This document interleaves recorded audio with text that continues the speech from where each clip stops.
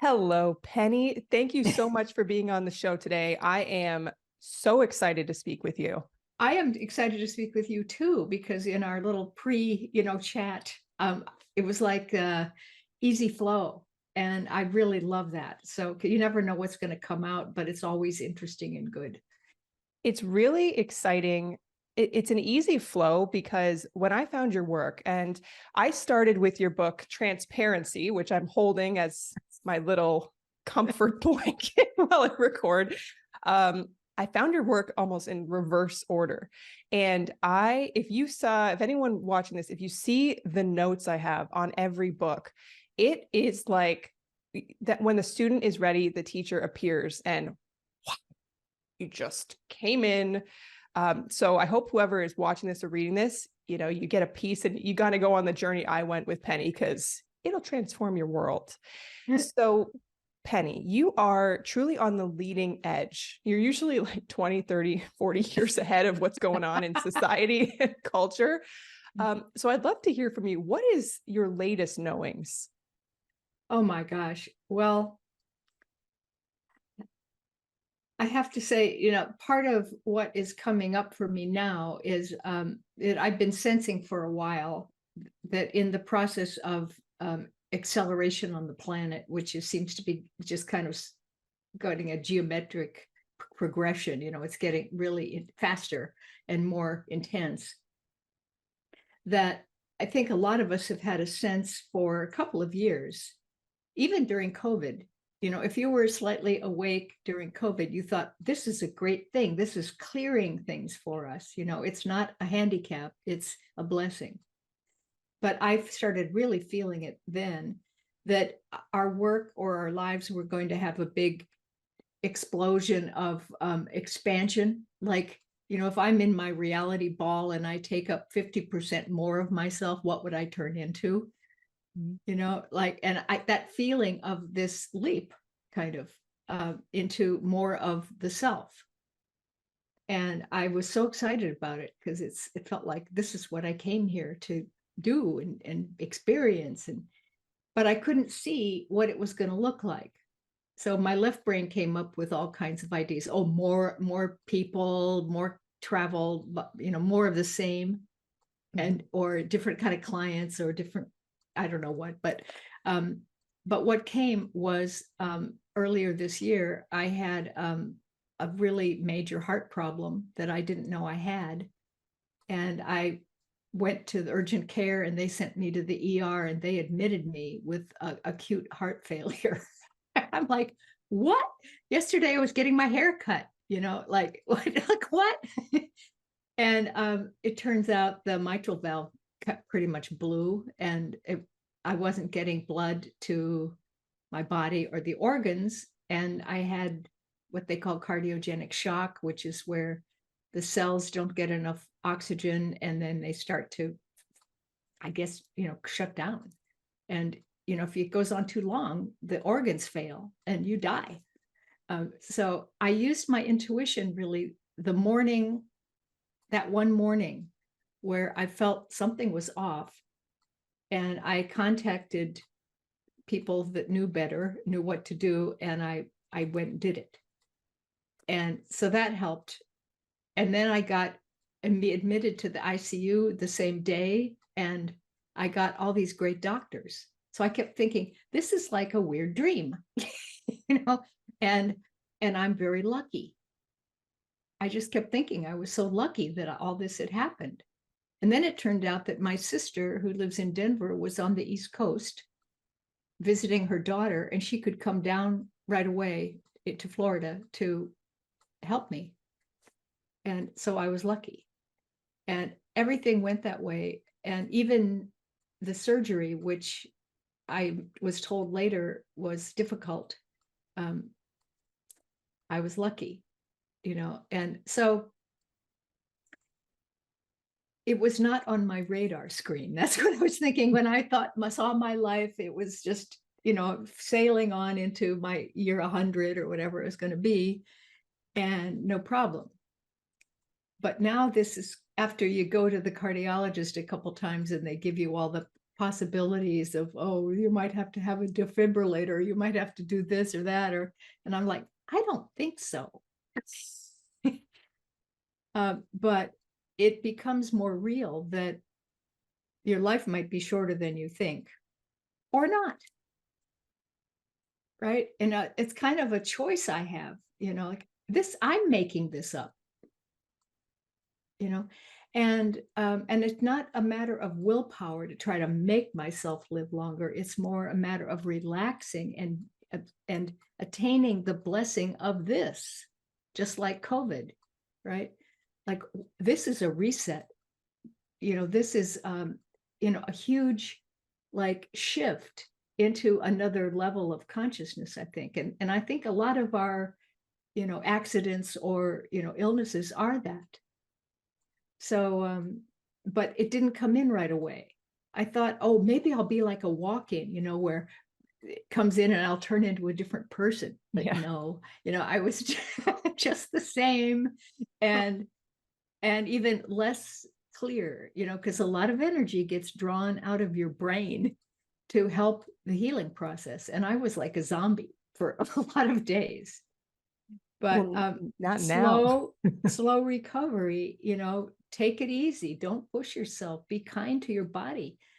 Be patient, which was not when I was like, okay, when is it over? When can I drive again? But anyway, all that to say that the feeling of what's next is not quite even here yet, except that I have had some interesting experiences, which we can talk about if you want, along the way, that are opening me to different kinds of consciousness. And the whole idea of more of what I think may be coming in the near future is more instantaneous healing, because the acceleration is continuing. I don't know if you feel it. The waves kind of roll through and you go, and then you'd like try to get quiet and let your body do its thing and adapt. But otherwise you think something's wrong with you, or you just want to sleep to try to let your body have time to acclimate. But they come and then they come and they come, and ease off and then come back in again. So that acceleration is bringing us a different kind of consciousness now. It's much faster. Everything is, you ask a question, you have the answer. It's like they're tied together. They're one thing. So that's long-winded, but that's part of what I've been going through. And if you say what's fresh and new, it's like, how do we pay attention to the subtler things that are emerging for us that aren't necessarily physical at first? They're new patterns within the inner consciousness that are going to result in new skill sets and abilities. And probably were abilities at some other lifetime or something, but they're creeping their way, bubbling their way through to start to become real. And it's like the chrysalis, you're in the thing and you've melted down your caterpillar self and you're starting to reform your butterfly self, and you're still a big mush, or Yep. my friend feel that. one of my friends calls it the goo state. Well, I And that's imagine, kind of it. oh my gosh, so many beautiful gems to unpack here, but just kind of riffing off the chrysalis idea. I imagine if people are watching this and, I'm talking to you now, I feel like I am in the goo state. And I feel like I'm sure people watching this are like, yeah, I can't really define who I am anymore. I'm going through stuff. So help. Like, Right. what do you suggest for all of us in the goo state? Right. Well, I also call that liminal space, right? Which is, liminal means the threshold. And so you finish a cycle of growth and materialization of results or something, and maybe you don't really know it, but the sign is that you're getting bored or you feel stuck. That's a big one. And so as you do that, even being bored is great because you're pulling attention out of something old. You don't know what's coming yet, but you're not doing that. And so the first part of going through a threshold is right before the threshold, and that's the boredom state where you're going, well, what else is there? I don't know exactly, but imagination. Maybe we should try that, And so then you go into the middle part of liminal space where literally your left brain goes nuts because it's trying to figure out and do what you used to do and draw all its ideas from the past and the defined things that were safe. And that won't work. Every time you try one, it'll backfire really quickly. Yeah. Oh, yeah. So you're forced to kind of go into this middle place where you're not pressing forward with willpower. You're not trying to know, but somewhere inside you, you know. And you have to have trust at this point, hugely, to say, I am the soul and I do know what I'm doing. And I am bringing things at the right time in the right sequence. So pay attention, and that's where you don't try to go back and what worked. You don't try to push ahead and figure it out. You sit there and you're like a fruit getting ripe on the tree. Right? And you're going, I love surprise. I love new things. I'm willing to be open to ideas. I find them fascinating, or whatever, and you think of yourself not so much as your story up to date, but this white hole where new stuff is coming from the soul level, which is to me a collective consciousness. It's not just me, the soul, it's us, the soul. And everybody's helping bring me new ideas or new ways of doing things, And so I just say, well, I'm not, the story is boring. What am I? I'm right here in the middle. I'm the opening from the other dimensions. This stuff is pouring through, but I haven't been in the habit of noticing it. So you train yourself to notice the new, interesting, kind of exciting, pleasure generating stuff. And you make a choice about, is this sacrificial in any way? Or do I really get joy from it? Or it helps me be more loving or more generous or, have more gratitude. And you just train yourself, and that's it. You have to repeat. And eventually that opening just gets so much of a new habit that you trust even the tiniest little things that start happening in your life as signs, as information, And it doesn't really take that long anymore because we're in this accelerated time period. I don't know if that helps, but it does. It does. And it's so wonderful to listen to you. And I know what you're saying is true. And I know that people listening who are drawn to this conversation know that it's true. And then that little left brain voice pops up that says, but how do you pay the rent? Or right. So I'm in this. What are your thoughts to that little voice that's coming up? Well, I think that you have to kind of start with my thing was, I am lucky. Whatever I need, I have already. If I need to do something, I already have the wherewithal somewhere in me. And if I need more, it'll come as a gift. It'll come as a new idea that seems fascinating that I really want to do.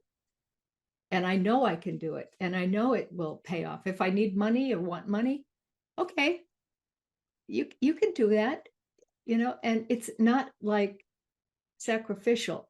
I think we have to stay out of sacrificial thoughts and the whole idea of sacrifice, because it doesn't further anything or other people even. It's not a service-oriented act. And so instead, I always say self-entertainment is a very high state. That guy at the supermarket who's, the checkout guy who's singing, or he's acting, and how are you doing, and he's totally having a good time for himself. I always think that's like the way to be, you know.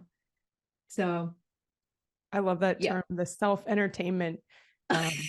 And it's so true with sacrifice. I feel like many of us took on the narrative, like I definitely took it on, that the way to be successful is to hustle and work, sacrifice, your well-being to be successful.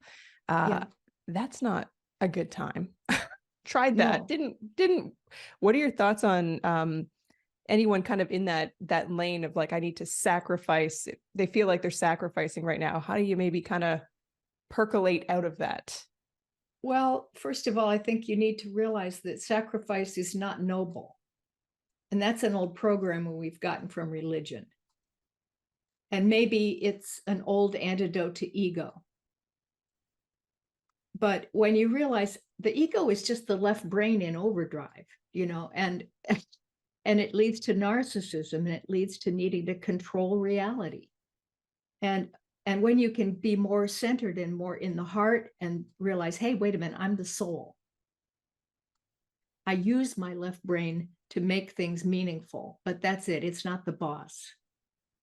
So you got to kind of get a handle on that a little bit and make a shift toward um, I am here to have fun and joy and to be connected with other people and to receive from them and give to them and have great exchanges and open love experiences for self, for family, for friends and colleagues, for other countries and other kinds of races and all beings. And then nature and animals and insects, like just love. The spiritual world is inside the physical world. It's not out there somewhere. And as you realize that, you see that everything is filled with spiritual truth and authenticity. And that if you be with it, that will come out. So sacrificial is where you're closing off all of that ability to feel the richness or largeness or beauty of how reality works. And you often look at other people who are victims and sacrificial, people who've had hard lives, and you think that's normal. It's just a mindset change away, honestly. And then you think, well, how can that happen? How am I going to get the money? If you're only in the physical realm, it looks like a lot of willpower, effort, other hard work, or that you'll just have to die and like come back in another lifetime or whatever. But if you realize that I can start changing my mindset now into I am lucky, and I know what I'm doing, and I know how to change what you look at is what occurs.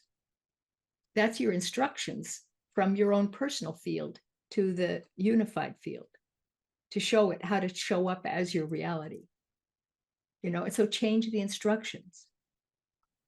You can be in, an attack like, where your apartment building is getting blown up by a bomb, or a missile, and you weren't there that day. You were at the market or something, or other parts of the building collapsed and yours didn't. Small changes in the inner reality, or I call it your inner blueprint, the shift there will change the reality now, and quite quickly. If you're saying, oh God, nothing ever works for me, you're going to get some kind of problem, right?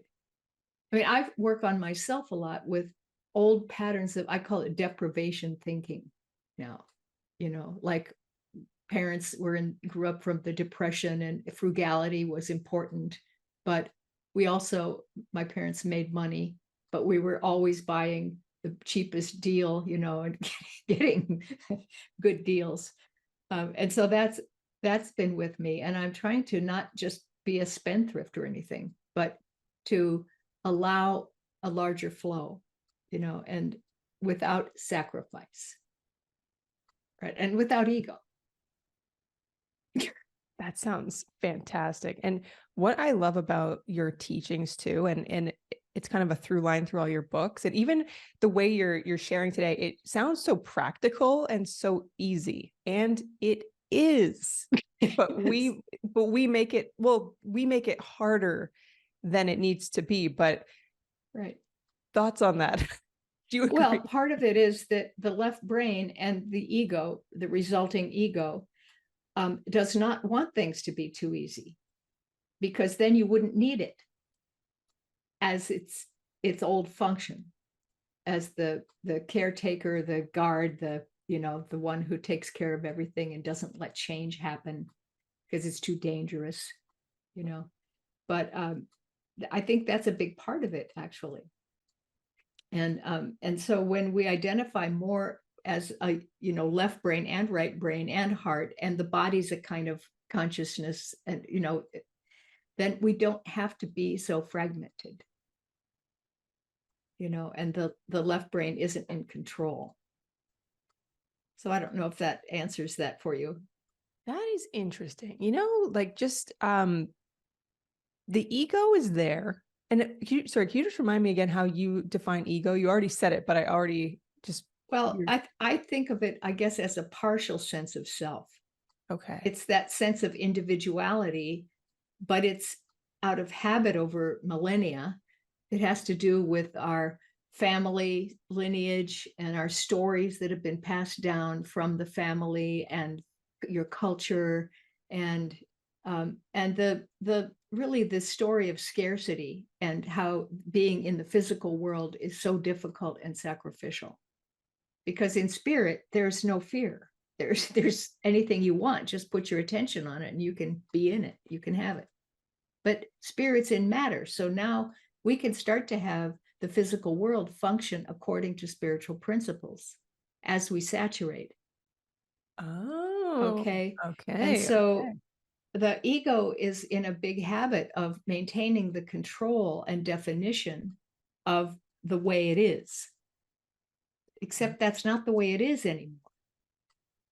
And so I think, honestly, that globally, we are going through a giant process of ego death, which is really, the ego is not dying, but it's turning into a more humble sense of self that is fueled by the left brain, the connection to the all that is, to spirit, to, it's open, totally open.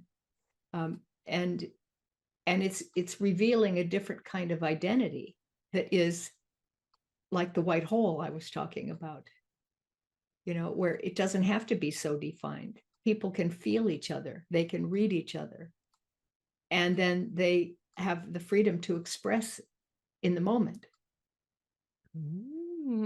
So, without saying, oh, I would be too big or too much or too loud or too this, I shouldn't do that, Complete freedom to just be who you very are much about all the freedom. time. Yeah, it's like freedom.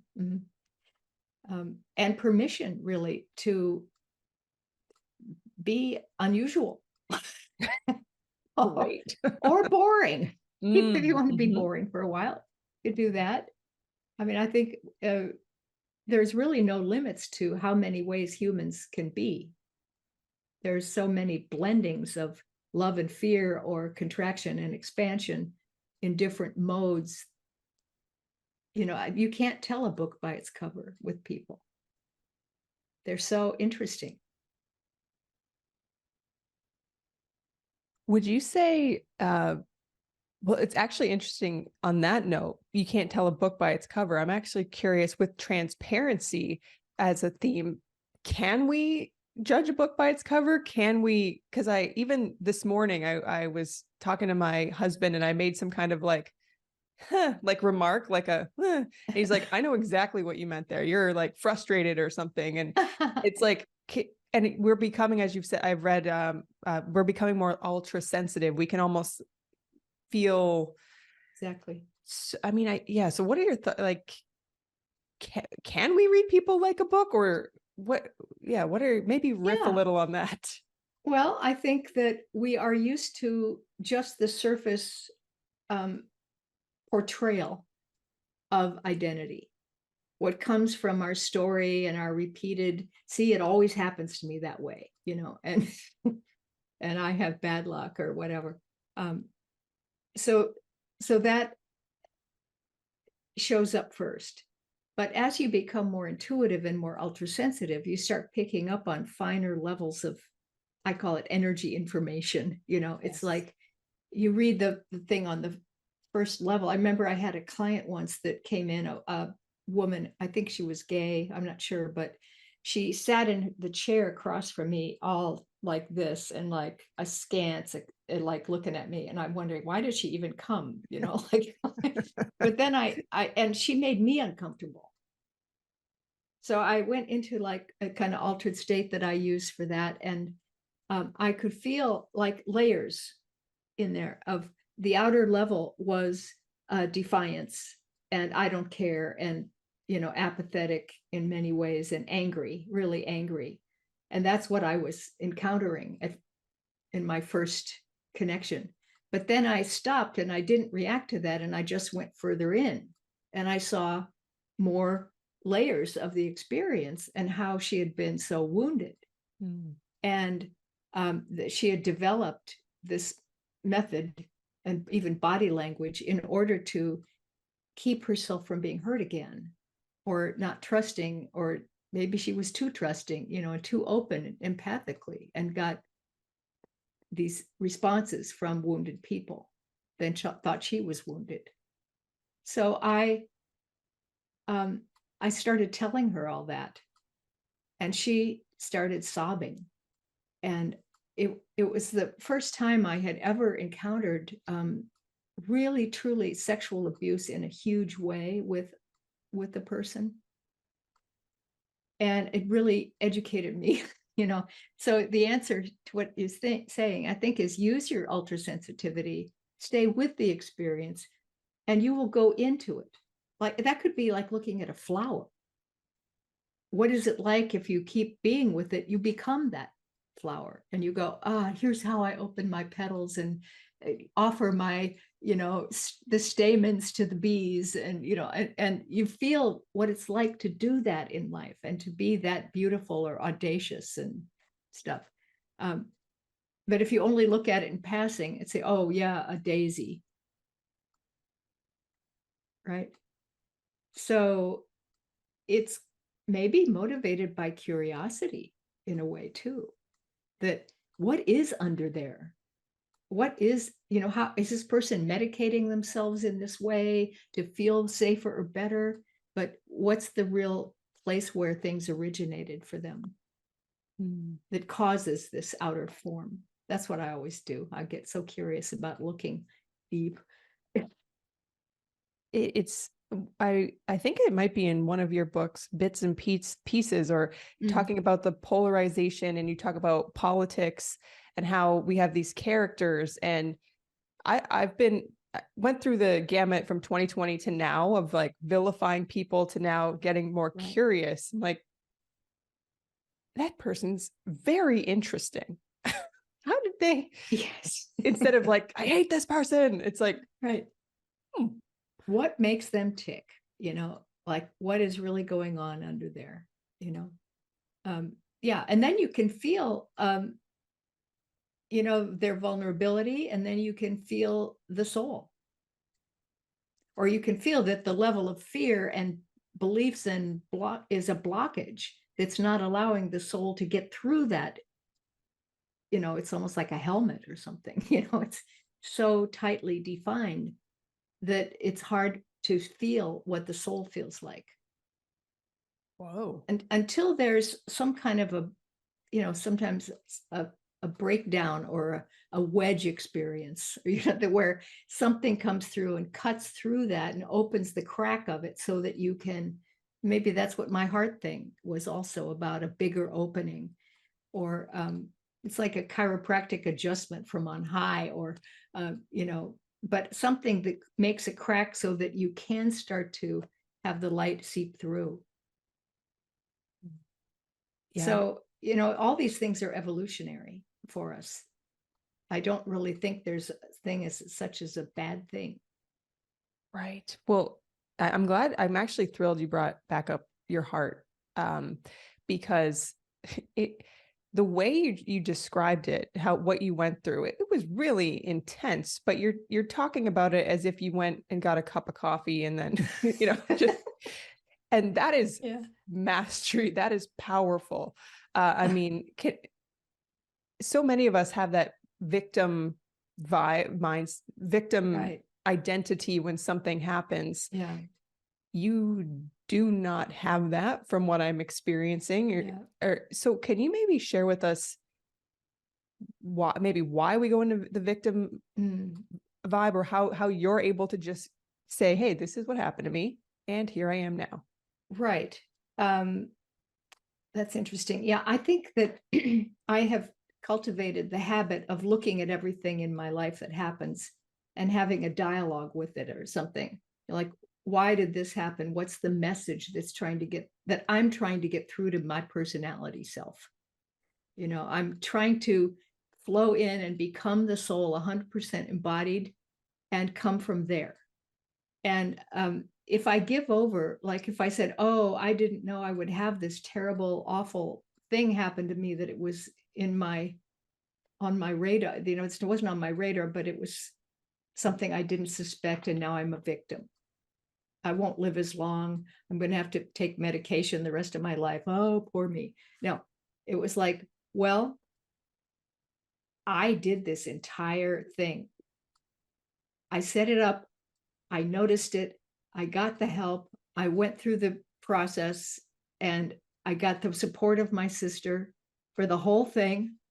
And I got really good doctors who were there every day. And it was amazing. And so I guess I had a couple of moments. I had a backslide and I had a medication snafu where I was like passing, I couldn't breathe, and it was like terrible. And I thought that the heart was failing. And I thought so I got help and got things fixed, and things went back to normal. But just for a moment, I went into deprivation thinking, oh, that's not what I thought my life would be. I'm not an invalid. I'm not gonna, no, I don't want that thing. And a friend of mine was, this morning I was talking, and she said another friend of hers was encouraging her to save a lot of money and be very careful, because nursing homes cost, like $9,000 a month or whatever, and you wouldn't be able to live in one, for less than, $500,000 in savings, or $1 million or whatever. And she goes, why would I want to, think of my future as living in a nursing home and being that kind of person who would live in a nursing home? That's not what I want to be. So those kind of thoughts come up, like, oh, that's what other people do. But why can't I invent a different sort of situation to have for my entire life? So I think a lot of it is mindset, but then, there are other factors that probably contributed to the body's weak spots or whatever. I don't know. But not that I can't remedy that now. If I made it happen, I can do something about it now. Mm-hmm. And I can do natural stuff, and I can work with regular medicine too, because they both know things. So that's what I'm doing. And it's working, because you look radiant. It's like Thank you. like if we didn't know you went through that, you look fantastic and vibrant, and the diamond light is coming through. Actually, something I wanted to ask you about your diamond light, or diamond light and meditation, which I believe is from Frequency. All your books have blended together in my mind. Do you actually have a meditation online where you walk people through the diamond light? Okay. Yes. I find that.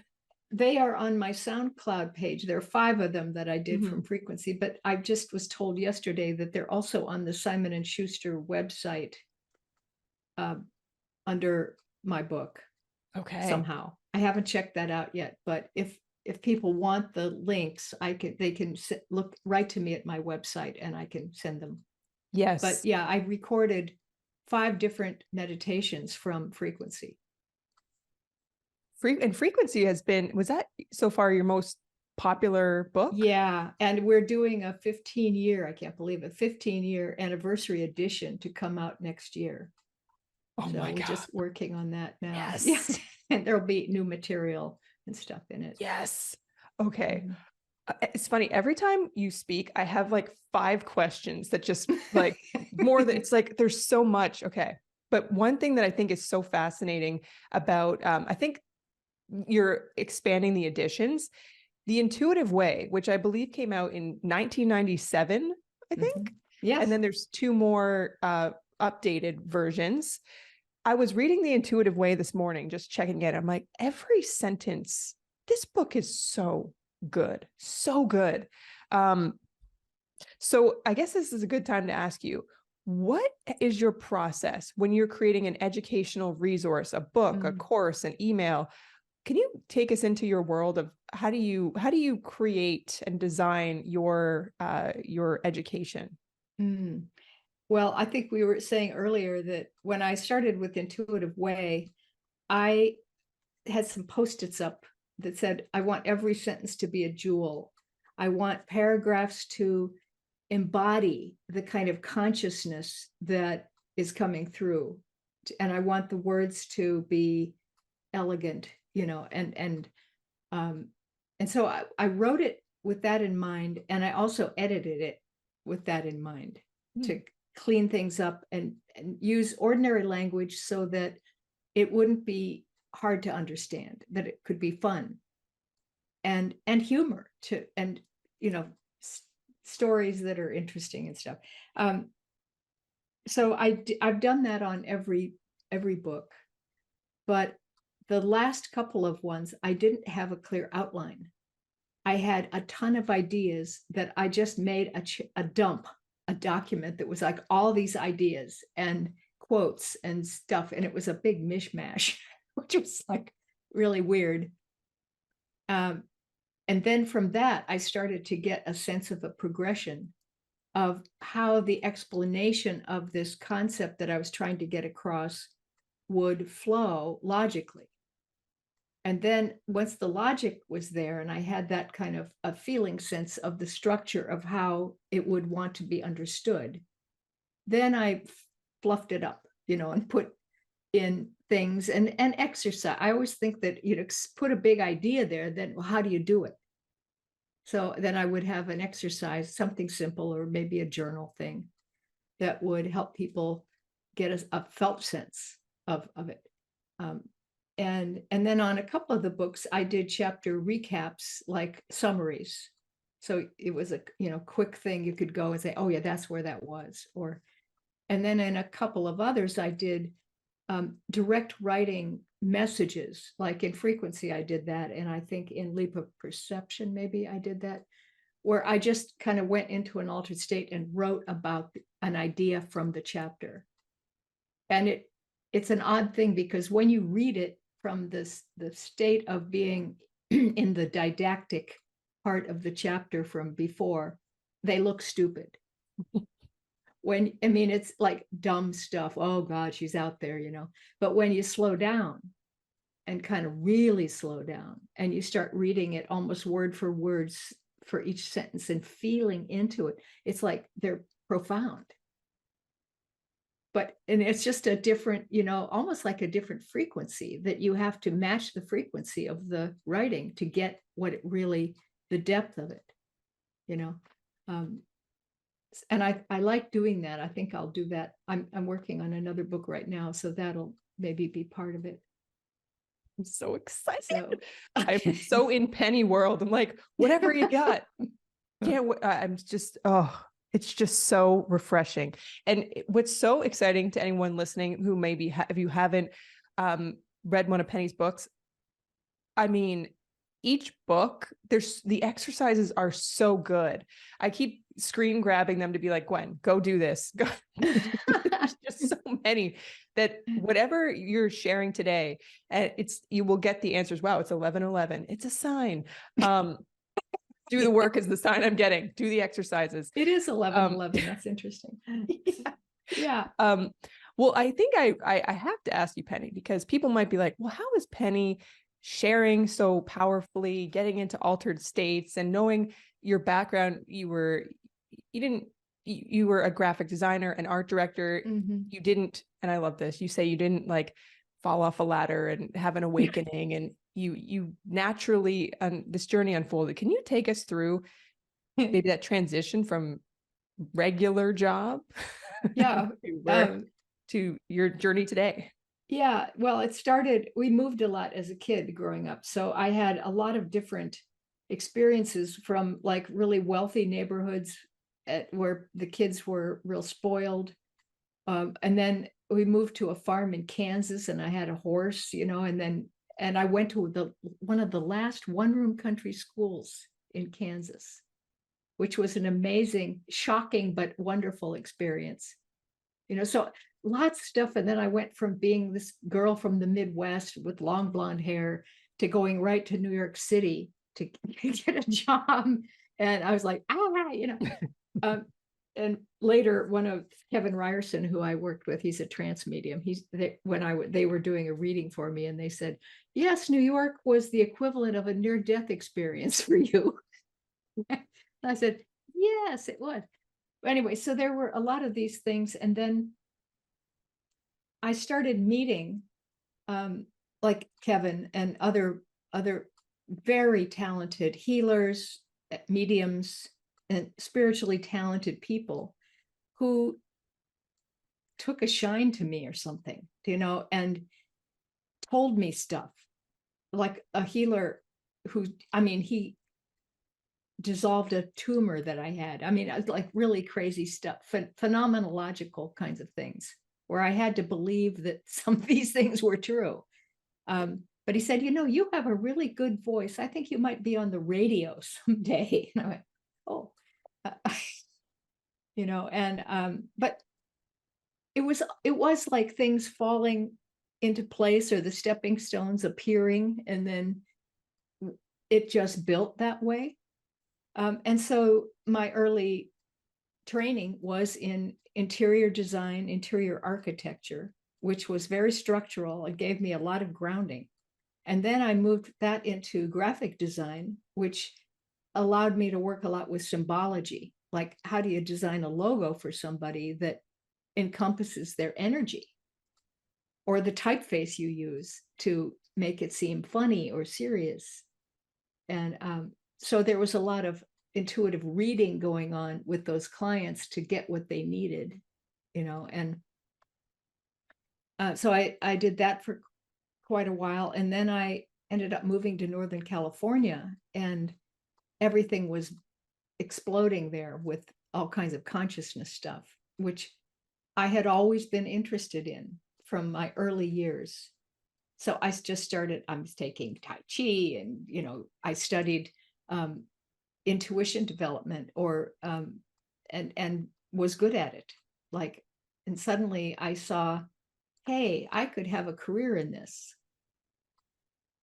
But all the early design and that kind of work was real training for being able to work more abstractly, but still bringing the abstract down into form. And so once I shifted over, and I got laid off from my graphics job, my art director job. They had a turnover. So I got clients that I'd had and vendors, and I started my own business. And then, that evolved. And then eventually the metaphysical work took over from that. But then I was working with scientists. So it wasn't all woo-woo. I was working with a scientist at Stanford Research Institute. And we were doing what he designed this process called intuitive consensus, where they would take a series of questions, which often were coming from corporations. And he had, maybe 8 or 10 intuitives. and we would do readings on this set of questions independently of each other. And then he would take all that information together, synthesize it in some way, and produce a report, which, they paid for. And so I did a lot of that work, which was very, it helped build my credibility. And then those people wanted me to go to Japan to do work over there. And so I ended up going with that man, the head of the organization, and working in a bunch of cities in Japan and doing private sessions and group readings on like the future of Japan and stuff like that.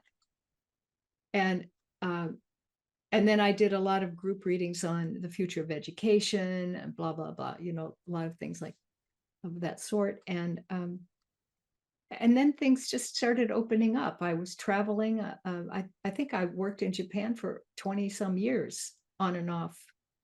And then I went to South Africa and started going all over the place. Everything just built, And so, and then I used to say to myself, what's my next courageous act? Because I was shy, I still am kind of, but the next courageous act was to write a book. And because I had seen The Artist's Way and I really loved it. And I met people in Santa Fe who were connected with it. So I thought, why don't I write an intuitive version of this? So I wrote The Intuitive Way. And it's still selling. It's like a very popular book. And it's a course, like you said, it's on, and so that's it. I just started going, and now this will be the 11th book that's coming up.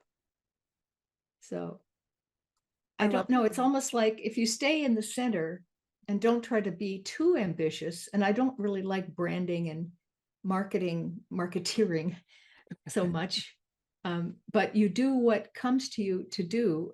And I always had the idea with marketing that it gets out telepathically.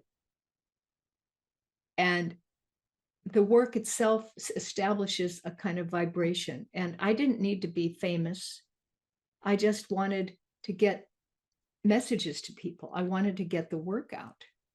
And then it had its own life, and it may still have a different track coming forward now. I don't know. But yeah, I used to lay in bed and imagine I had a lighthouse up above the roof of my house, and the light was going around and around. And I just would say, anybody who needs my point of view or to work with me, here I am, and you can find me because I've got the lighthouse going. And that's what I did for my marketing for a while. I love that so much. Well, I just have to, I love the way you explain. I think you share, it's like a stew, like you kept adding ingredients and it keeps getting more delicious. Right. The stew is not bland. The stew is a lot of flavor, Right. Well, I got to talk about your lighthouse idea, because this is something I've been curious about for you as somebody out there in the public eye, of people like me that come out of the woodworks and they're like, oh, can I interview you? Can I, like people that probably want your attention for stuff, people that want to talk to you. And you're putting that strong lighthouse out. How do you manage boundaries?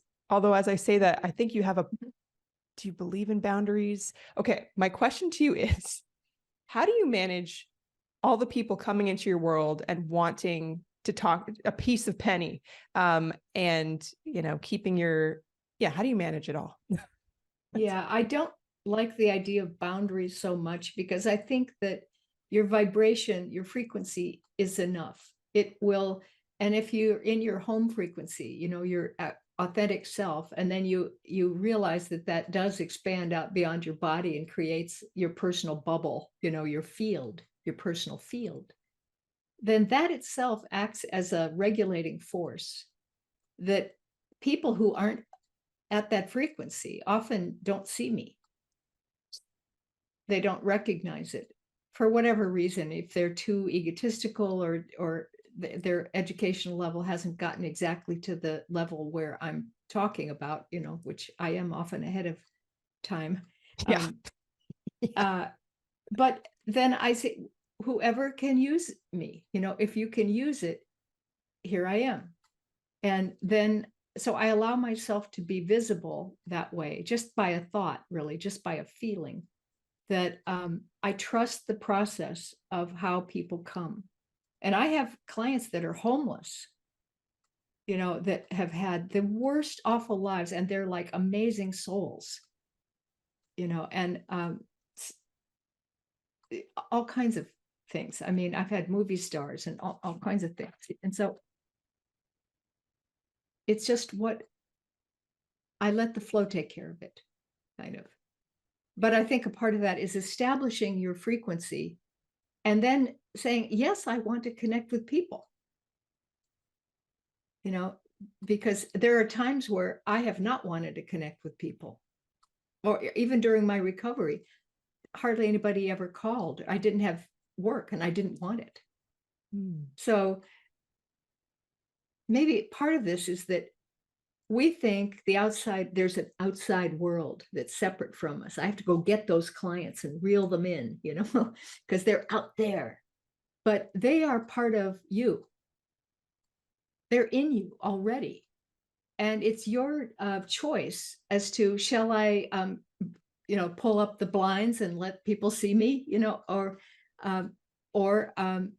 be quiet for a while and not radiate as much and focus inwardly. And maybe I'll get one or two people, but they're choice people coming. So I don't really try for the big volume because it waters down the product, Yeah. And just looking at your body of work and working globally, and as you said, working with celebrities to homeless people, it's like, you really just, what an example of just letting life happen, but you're still controlling, or I don't know if I want to say control, but you're creating your energy. Is that right? Well, I Like think it's about preferences. Like, it's okay for you to say what you prefer and what works for you. You're not being selfish. And then if you say, oh no, I can't say no to all these, then you're being sacrificial. So there's a place in the middle where I just kind of, I don't care who people are, I look for the soul. That is who I relate to. And also I do prefer ease of conversing, like with you. It's like, oh, instantly. I know who you are by how easy it was for me to talk with you. And there are other people, even in my family, in a way, it used to be that I would start talking about something and then I couldn't find my next thought. It would be like there was a little wall that had clanged down and I was just hearing myself. And I thought, okay, all right, I'll talk about other things, that we can agree on, or that are in their reality. Right. Our time time flies being in your presence in a good way. I guess I just want to ask you one last question, and then where can people find you? But just everyone, we're like barely scratching the surface of all the magical teachings. I don't know if I like the word magical. What's a better word for magical? I don't know. I like magical. I like miraculous. I like surprising. Amazing. Awesome. Yes. My last name is Awesome. I married a man with the last name Awesome, and life just has to become awesome. I have to embody the energy. Right. Yeah. You set that up. Oh yeah. Right. Yes, I did. Okay. So my question to you is just, is there anything that I didn't ask you that you would any stories you want to share, any final thoughts, words of wisdom, anything you want to share as final parting thoughts to folks? Oh boy. Uh, I can never think of stories when people ask me about to think of a story. Like, but one of the interesting things that did happen to me after the surgery and in recovery was that I was sitting on my sofa, and I mean, not doing anything. And I suddenly had this vision of that you might have like a life review when you die, you see your whole life at once. And I saw it. It was like a little film strip that went out from here and went to my left side and went all the way back to when I was toddling. And I saw every event, and I saw how it was set up so that the next one could fall in place. And it was like genius. It was engineered in this perfect way. And I thought, wow, I did that with the help of all the other beings that are involved with me and helping. I was like, my God. And then I could zoom in and go into any moment and be actually back in it and living it at that time. And then back out of it and go back into the film strip. And that was amazing. And so I got into that for a while and say, wow, this is so fascinating. And then I went, you know what? It's my story and it's cool. And I'm really not that interested in it anymore. And that's where I kind of had a feeling of losing my identity, which I feel now is a thing that a lot of people are going through. They're changing and shifting their identity, either from someone who's been having trouble and they're going to branding agencies and getting, the new self like that way, or we're just giving up all the stuff that we were so attached to. Like, I'm good because I have published books, or whatever. And I see it as a theme, and it's part of ego death, the large thing of ego death, and the rediscovery of when you're soul motivated. But I just thought it was so funny that all this amazing engineering, and yeah, it's there. It's the cosmic joke, Anyway, that's what I thought of to share. Great. I love that you always add a bit of humor, some levity to and I'm going to add the links, but if people want to get into your world at this point in time, what do you think is the best place for people to start to get into your world? Well, my website has a ton of stuff on it. It's just my name, pennypeirce.com. But I have Instagram, which I don't really use as much, but there's stuff on there, and Facebook. I'm not really big on lots and lots of social media, but I try to stay in touch. So, and I do have YouTube stuff. There's a lot on YouTube and SoundCloud. So absolutely. I'm going to link everything, and everyone will find exactly what they need. And with the lighthouse, they will be called to whichever material they need to start. So Penny, thank you so much for your time. It's just a joy to speak with you. Thank you. And I reciprocate back at you. Thank you so much for listening or watching. Excited to see you next week.